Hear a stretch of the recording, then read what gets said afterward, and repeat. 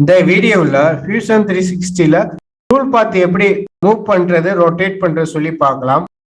Next பார்த்தீங்கன்னா இப்போ select பண்ணும்போது தேவையான டூல் பாத்தை செலக்ட் பண்ணிட்டு பேட்டர்ன் பண்ணினா செலக்ட் பண்ண டூல் பாத் மட்டும்தான் பேட்டர்ன் ஆகும். ஒருவேளை எல்லா டூல் பாத் வேணும் அப்படின்னா எல்லாத்தையும் செலக்ட் பண்ணிட்டு ரைட் கிளிக் பண்ணினா R2 நியூ பேட்டர்ன் இருக்கு. இதில் போயிட்டு ஃபர்ஸ்ட் ஆப்ஷன் பார்த்தீங்கன்னா லீனியரில் மூவ் பண்ணுறது. லீனியரில் மூவ் பண்ணும்போது ஃபர்ஸ்ட் வந்து ஆக்சிஸ் கேட்க சொல்லுது, நத்திங்கில் இருக்கு. அந்த ஆக்சிஸ் வந்து செலக்ட் பண்ணிடுறேன். செலக்ட் பண்ணிட்டு எவ்வளோ கேப் சொல்லி கேட்குது, நான் 100 கொடுத்துட்றேன். இந்த 100 பார்த்தீங்கன்னா நம்ம WC ஜென்ரேட் பண்ணலேருந்து 100 வந்து மூவ் ஆயிருக்கு. 150 கொடுத்தீங்கன்னா 150 மூவ் ஆகும். நெக்ஸ்ட் பார்த்தீங்கன்னா 2 காப்பி கொடுத்தீங்கன்னா 2 வரும். 5 காப்பி கொடுத்தீங்கன்னா 5 இது மூவ் பண்ணிக்கலாம். இது வந்து பார்த்தீங்கன்னா லெஃப்ட் சைடில் வருது. ரைட் சைடு வேணும்னா ஃபிளிப் பண்ணிங்கன்னா ரைட் சைடு வந்து ஜென்ரேட் பண்ணி கொடுக்கும். இப்போ பார்த்தீங்கன்னா எக்ஸில் மட்டும் இருக்குது. ஒய்லேயும் தேவைப்பட்டுச்சுன்னா அடிஷ்னல் டைரக்ஷன் கொடுத்துட்டு ஒய் ஆக்சிஸ் ஒன்று செலக்ட் பண்ணினா போதும். இந்த மாடல் இருக்கிறனால நான் இதை செலக்ட் பண்ணிட்டேன். உங்களுக்கு மாடல் இல்லாட்டி மாடலில் போயிட்டு இந்த ஆர்ஜின் ஆன் பண்ணிட்டு கொடுக்க முடியும். அப்படி இல்லாட்டி டிசைனில் போயிட்டு நம்ம ரெக்ரூட்மெண்ட் ஏற்றாப்புல லைனை வரைஞ்சிட்டு அதுக்கு ஏற்றாப்புல கொடுத்துக்கலாம். லைனு கிராஸாக தேவைப்படுச்சுன்னா டிசைனில் போயிட்டு கெச்சில் போயிட்டு ஒரு லைன் வரைஞ்சிட்டு வரணும். இப்போ வந்து நான் நார்மலாக ஒய்க்காண்டி கொடுத்துட்றேன். ஒயில் கொடுத்துட்டு ஒயில் எத்தனை காப்பின்னு சொல்லி கேட்குது. 3 கொடுத்துட்டு எவ்வளோ டிஸ்டன்ஸோ அவ்வளோ கொடுத்தீங்கன்னா அதுக்கு ஏற்றாப்புல மூவ் ஆயிடும். இந்த மாதிரி டூல் பாத் வந்து மல்டி டாட்ஸ் தேவைப்படுச்சுன்னா மூவ் பண்ணிக்கலாம். இதில் வந்து பார்த்தீங்கன்னா எல்லாமே சேம் தான். இந்த டைரக்ஷன் ஃபிளிப் பண்ணுறது, அப்புறம் எவ்வளோ டிஸ்டன்ஸு, எத்தனை காப்பி. ஒரிஜினல் டிக் பண்ணியிருந்தீங்கன்னா இந்த ஒரிஜினல் டூல் பாத் இருக்குது. அன்டிக் பண்ணிங்கன்னா அந்த இடத்துல இருக்காது. ரெக்ரூட்மெண்ட்டுக்கு ஏற்றாப்புல யூஸ் பண்ணிக்காங்க. ரிவேஸ் கொடுத்தி அப்படின்னா டூல் பாத் வந்து எப்பவுமே இந்த லொக்கேஷன்ல இருந்து ஸ்டார்ட் பண்ணி போகும். எக்ஸாம்பிள் ஒன்று ரிவேஸ் கொடுக்காம உங்களுக்கு சிமுலேட் பண்ணி காமிக்கிறான். சிமுலேட் பண்ணினா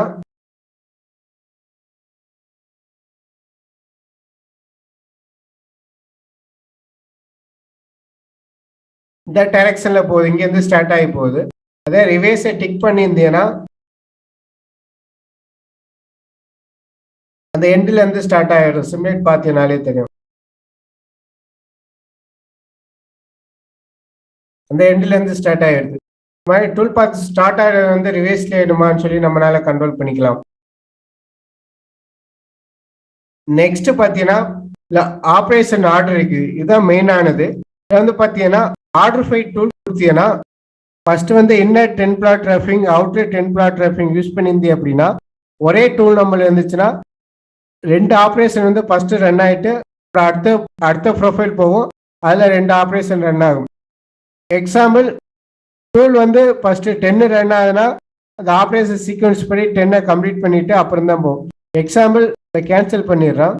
பேட்டர்னில் பார்த்தீங்கன்னா ஃபர்ஸ்ட் வந்து டூல் நம்பர் 10 இருக்கு. அடுத்தது அதே டூல் நம்பர் வந்து அவுட்டர் ரஃபிங் இருக்கு.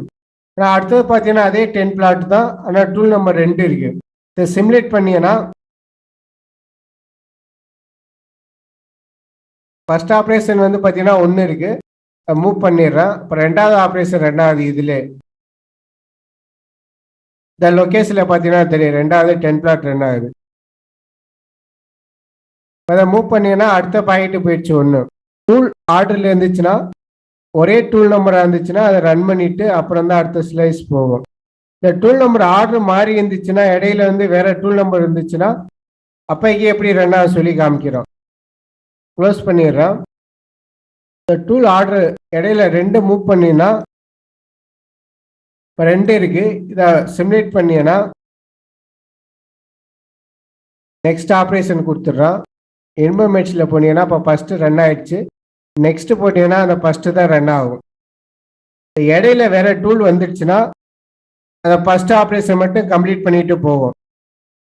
அதே இது 2வது ஆப்ரேஷன் சேம் டூல்ல இருந்துச்சுன்னா இதே மாதிரி 2வது ஆப்ரேஷன் சேம் டூல்ல இருந்துச்சுன்னா 10 பிளாட்டை கம்ப்ளீட் பண்ணிட்டு தான் போகும். இது மாதிரி உங்க ரெக்ரூட்மெண்ட்டுக்கு ஏற்றாப்புல கொடுத்துக்காங்க. இப்படி டூல் சீக்வன்சி படி போனோம்னா ரிட்ராக்ஷன் டைம் வந்து கம்மியாக இருக்கும். நெக்ஸ்ட் பார்த்தீங்கன்னா ஆர்டர் பை ஆப்ரேஷன் இருக்கு. ஆர்டர் பை ஆப்ரேஷன்னா இதை ஓகே பண்ணிட்டு சிமுலேட் பண்ணினா ஃபர்ஸ்ட் வந்து ஃபர்ஸ்ட் ஆப்ரேஷன் ஃபுல்லாக கம்ப்ளீட் ஆயிரும். அப்புறம் செகண்ட் ஆப்ரேஷன் ஃபுல்லாக கம்ப்ளீட் ஆகும். எக்ஸாம்பிள் சிமுலேட் காமிக்கிறோம். இன்ஃபர்மேஷன் போனோம்னா ஆப்ரேஷனில் ஃபர்ஸ்ட் 1 ரன் ஆகுது.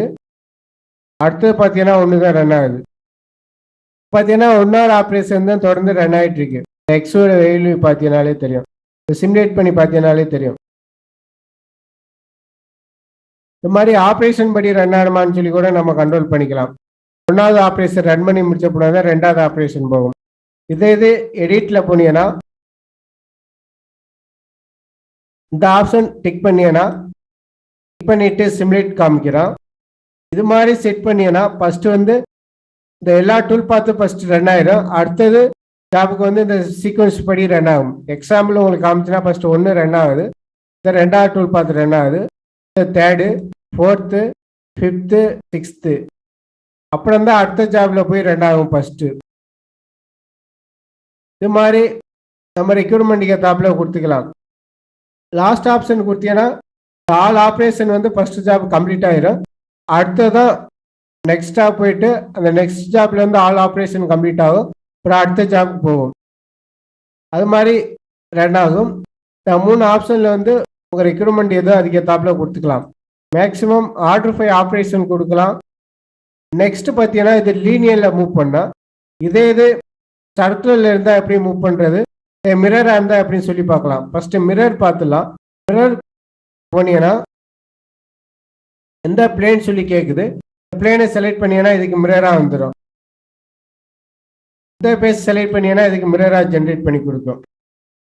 இந்த ஆப்ரேஷன் தான் ஏற்கனவே பார்த்து தான். உங்களுக்கு அடிஷ்னலாக ஏதாச்சும் கிராஸாக லைன் வேணும்னா அதே டிசைன் ஒரு பேஸில் போயிட்டு ஹெச்சில் போயிட்டு ஒரு ட்ராயிங் வந்து ஜென்ரேட் பண்ணிடுறான்.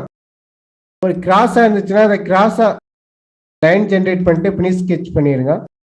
இது மாதிரி நம்ம ஸ்கெட்சு ட்ரா பண்ணிவிட்டு நெக்ஸ்ட் பார்த்தீங்கன்னா சர்வேஸில் போயிட்டு இந்த எக்ஸ்டெண்ட் பண்ணிக்காங்க. ஏன்னா மிரர் பண்ணும்போது அந்த பேஸ் செலக்ட் பண்ணுறாப்புல இருக்கு. அதனால ஓகே பண்ணிவிட்டு மேனுஃபேக்சரிங் வந்துட்டு அதை ஏற்கனவே பண்ணதை வந்து எடிட் பண்ணுறோம். மிரரில் போயிட்டு எந்த பேஸ் இந்த பேஸ் செலக்ட் பண்ணிங்கன்னா இதுக்கு மிரராக வந்து டூல் பார்த்து வந்து மிரர் பண்ணி கொடுக்கும். இது மாதிரி எந்த பேஸை வச்சு மிரர் ஆகணும்னு சொல்லி நம்ம கண்ட்ரோல் பண்ணிக்கலாம். நெக்ஸ்ட் பார்த்தீங்கன்னா லாஸ்ட் ஆப்ஷன் 2 எப்படி ஒர்க் ஆகுன்னு சொல்லி பார்க்கலாம். இப்போ வந்து பார்த்தீங்கன்னா இதே மாதிரி 2 ஜாப் இருக்குதுன்னா பேட்டர்னில் போயிடுறான். இந்த லீனியர் பேட்டர்னில் வந்து அந்த வேல்யூ தெரிஞ்சால் கரெக்டாக மூவ் பண்ணிக்கலாம். இப்படி இல்லாட்டி டூப்ளிகேட் பேட்டர்ன் போயிட்டு ஏதாச்சும் ஒரு பாயிண்ட் டு பாயிண்ட் மூவ் பண்ணுறது. இந்த பாயிண்ட் சென்டர் எடுத்துறேன், அதே மாதிரி இந்த பாயிண்ட் சென்டர் எடுத்தீங்கன்னா போதும். அந்த பாயிண்ட்டுக்கு ஏற்றாப்புல டூல் பார்த்து வந்து மூவ் ஆயிடும். இது வந்து பாயிண்ட் டு பாயிண்ட் மூவ் பண்ணுறது. நெக்ஸ்ட் பார்த்தீங்கன்னா காம்பனன்ட் பேட்டர்ன் கொடுத்தீங்கன்னா ஒரு மாடலை செலக்ட் பண்ணீங்கன்னா அந்த மாடலுக்கு ஏற்றாப்புல ஆட்டோமேட்டிக்காக வந்துடும்.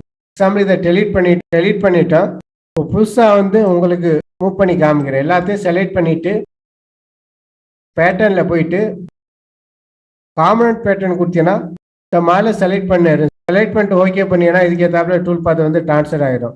இப்போ பார்த்தீங்கன்னா காம்பனன்ட் டு காம்பனன்ட் வந்து டூல் பார்த்து வந்து மூவ் ஆயிடுச்சு. மாடல் டு மாடல் மூவ் பண்ணுறேன்னா இது மாதிரி காம்பனன்ட் பேட்டர்ன் கொடுத்துக்கலாம். நெக்ஸ்ட்டு பார்த்தீங்கன்னா சர்க்குலர் பேட்டர்ன் எப்படி மூவ் பண்ணுறது சொல்லி பார்க்கலாம். இது மாதிரி சிலிண்ட்ரிக்கல் ஜாப் இருந்துச்சுன்னா சர்க்குலரில் மூவ் பண்ணுறாப்புல இருக்கும். அது வந்து டூல் பாத் ஜென்ரேட் பண்ணிட்டேன். ஒரு டூல் பாத் மட்டும் வேணுமா அது மேலே ரைட் கிளிக் பண்ணிவிட்டு பேட்டர்ன் போயிட்டு லீனியரான்னு சொல்லி கேட்குது. சர்க்குலர் கொடுத்துட்றான். சர்க்குலர் கொடுத்துட்டு எத்தனை காப்பின்னு சொல்லி கேட்குது. 6 காப்பி கொடுத்துட்றான். 6 காப்பி கொடுத்தீங்கன்னா 6 மூவ் ஆயிரும். வந்து பார்த்தீங்கன்னா டைரக்ஷன் கேட்குது, எந்த டைரக்ஷன் சொல்லிட்டு இந்த சிலிண்ட்ரிக்கல் செலக்ட் பண்ணியிருந்தேன்னா அந்த சிலிண்ட்ரிக்கல் சென்ட்ருக்கு ஏற்றாப்புல ரொட்டேட் ஆயிரும்.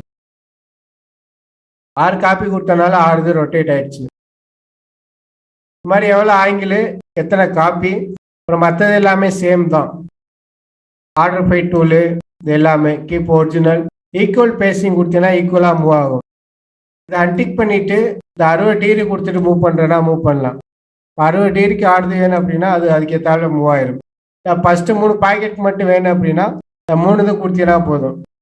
அந்த ஃபஸ்ட்டு 3 பாக்கெட்டுக்கு மட்டும்தான் வரும். இந்த சைடு வேணும்னா ஃபிளிப் டைரக்ஷன் கொடுத்தீங்கன்னா அந்த சைடு வரும். ஈக்குவல் பேசிங் கொடுத்தீங்கன்னா இந்த 60 டிகிரியில் லாக் ஆயிரும் 3 காப்பியும். அதை அன்டிக் பண்ணினா ஒவ்வொரு டூல் பார்த்து 60 டிகிரி ரொட்டேட் ஆகும். அதுதான் ஈக்குவல் பேசிங் உள்ள வித்தியாசம். இது மாதிரி நம்ம டூல் பாத் ஜென்ரேட் பண்ணிட்டோம்னா லீனியர் அல்ல சர்க்குலர் மிரர் கூட நம்ம ரெக்யூர்மெண்ட்டுக்கு ஏத்தாப்புல மூவ் பண்ணிக்கலாம்.